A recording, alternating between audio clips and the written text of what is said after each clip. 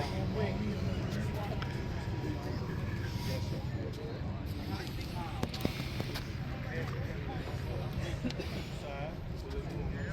both had to get along.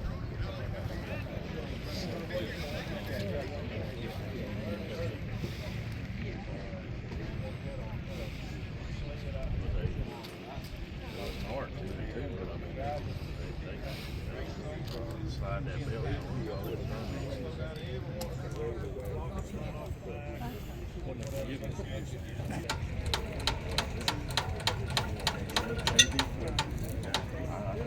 I remember he bought a 5240 or 5250 or something. I didn't remember what he traded either. I remember working on the Max.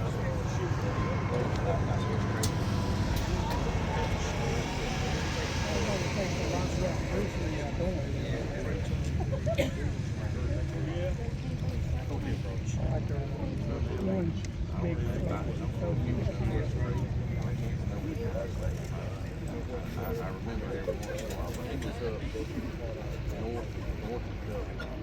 north of east.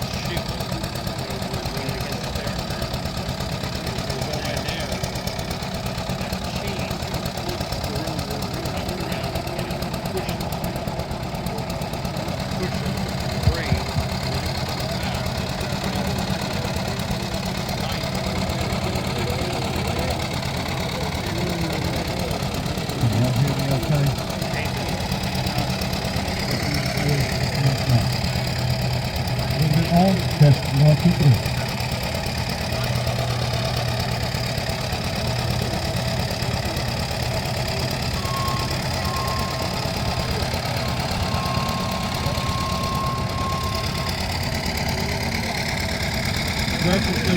Welcome to the 7th annual Georgia National Antique Ag Show.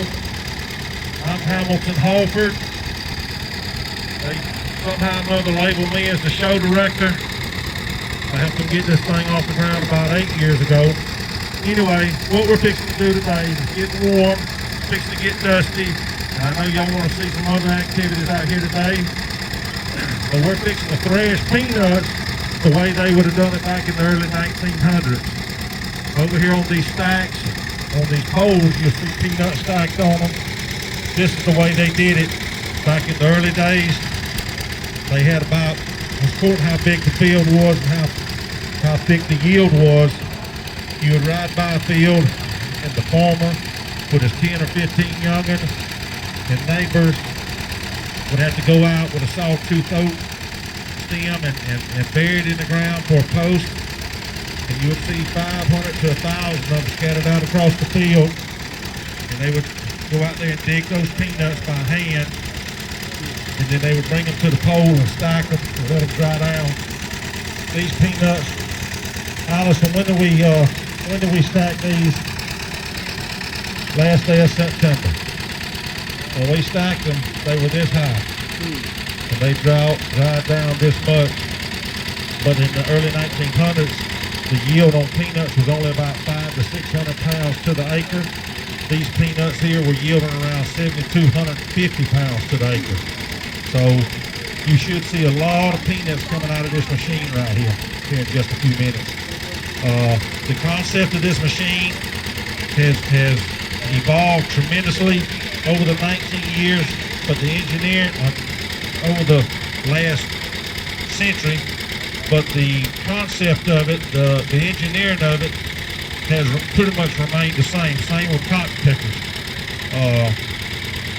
We're going to put the peanuts in on this end. It's going to go through a process of threshing these peanuts from the vines. You got beater drums in there just like a grain combine that's going to snatch those peanuts off of the vines. Through Newton's theory of gravity, the peanuts will fall down and the vines will get shaken to the back or blown to the back and discharged at the rear. And then we're going to do like the farmer did back in the early 1900s, and we're going to save this straw to feed our cows and hogs through the winter. The peanuts was used for protein. The gentleman that built the first diesel engine, his name was Diesel. He ran that engine on peanut oil. So peanuts, as George Washington Carver could attest to, had multiple purposes. But this is the way it was done. This peanut thrasher here belonged to my grandfather down in Darney County, or Lee County, Georgia, just north of Albany. It belonged to him. The hay press belonged to my grandfather. It's made a circle around and got back to me, so we're going to thrash with that today and bale the straw with it. All of this group that you see here today has been with me, and diehard trusty employees that loves blank checks. I've been sending them to them, but they get them and say somebody's washed them. Got the hay press crew over here, the feeding crew over here.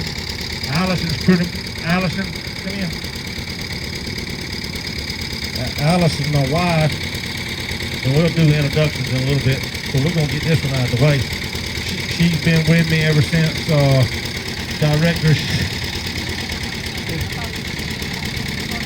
43 days ago. But she's been with me ever since Director Shemp reached out to me to help get this off the ground. And she can do all this with her eyes closed, or at least she talks about it in her sleep. But she's gonna be running around here directing, and I'm gonna be running around making sure everything's running smoothly. If you've got a peanut allergy, let's just watch the wind when we get started. You may have to move upwind. If not, just sit back and enjoy the show. We'll have peanuts out here in these bags. We'll scatter them out where you can grab some and go with it. Put it in your socks, your underwear, your shirt pockets, whatever. Take these peanuts home with you. Be glad for you to have them. If y'all have any questions, get with me afterwards. We're fixing to get started. We're going to do about 2 1/4 stacks, and then we'll shut down for the afternoon for any questions that you may have. We'll be back out here again in the morning and again right after lunch tomorrow. Also, reminder, you got trams going out to the southeast parking lot for plowing. Inside Reed Marina, you got souped-up lawnmowers pulling the sled. You got the auto fair swap meet over here on the midway, and a whole bunch of other stuff. This building is full of displays. Be sure to go in the baby barn and take a look in there. Thank y'all again for coming.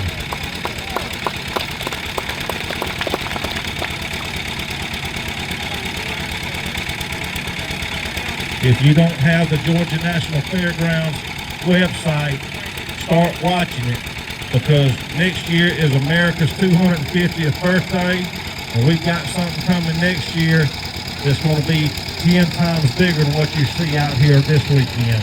And it's going to be the same weekend, 363 days from today. It'll probably be a 4-day show, fun-filled activities for everybody. Y'all just keep up with us on social media.